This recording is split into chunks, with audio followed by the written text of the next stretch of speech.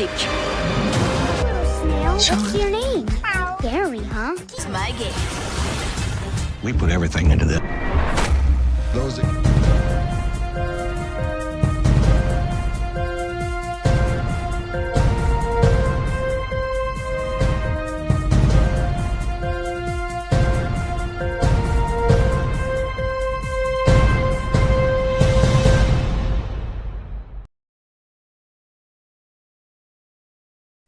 Hello and thank you for joining us right here on Luntha television, and it's time for our news updates, and you're with me, Patrick Pupa.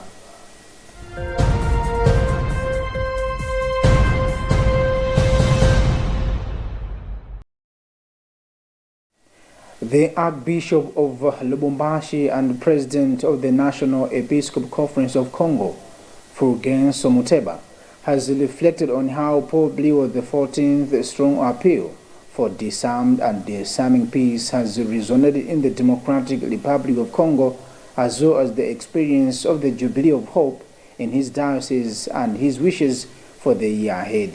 In the Democratic Republic of Congo, a nation long affected by conflict and instability, Pope Leo's message of peace has been warmly embraced. Archbishop Muteba says the call for a disarmed and disarming peace has been received with a great joy and gratitude, noting that peace remains a profound and urgent aspiration for the Congolese people. Speaking to Vatican News, the Archbishop emphasized the universal relevance of the Pope's message, stating that it extends far beyond the African continent.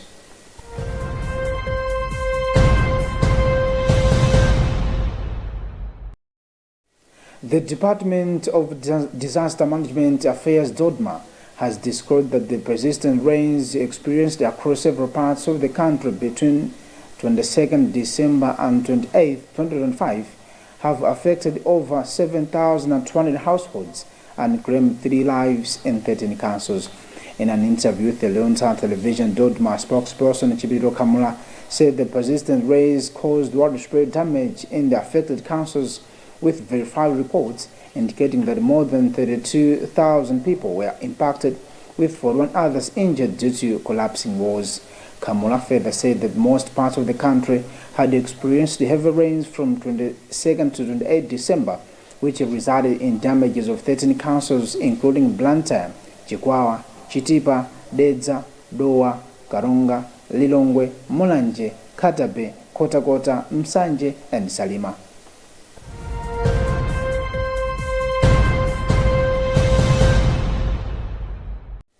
Economic expert Happy Chira has described 2025 as a challenging year for Malawians, citing worsening economic conditions that have negatively affected livelihoods and businesses. In an interview with the Luntha television, Chira said the situation calls for strong government measures to revive the economy by 2026. Chira says citizens have endured a year marked by high inflation, reduced purchasing power, and rising costs of basic goods and services.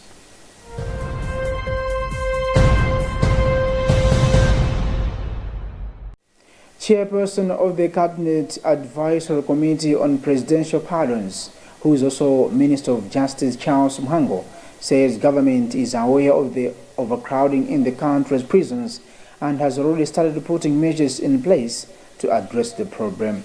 He made the remarks after touring Kateri Prison, a woman-only facility, which is currently holding 162 inmates against its capacity of 80.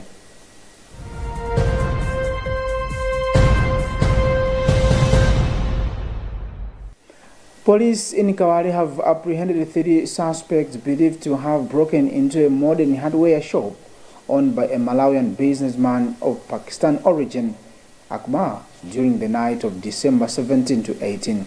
The suspects have been identified as 43-year-old Jassam Kadamanja, 29-year-old Edward Alik, and 21-year-old Innocent Makano. Investigations by the police indicate that the 2 of the suspects were security guards responsible for securing the shop, while Alik worked as a shop attendant. A case was initially recorded on December 18, reporting that unknown criminals had stolen assorted items and cash amounting to 11 million kwacha. After a thorough inquiries, detectives arrested the 3 suspects between December 26 and 28 in Ncheu, Kasungu, and Lilongwe.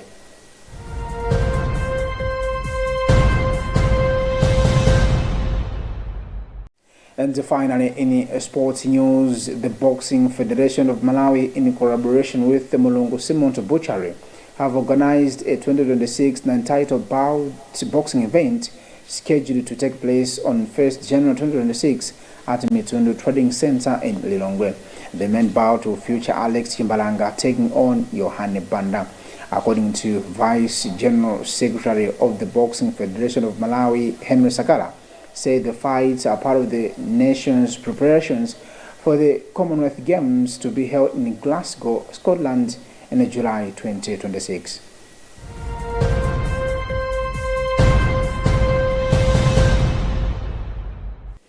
That's the end of our news updates. This has been Patrick Pupa. Good afternoon.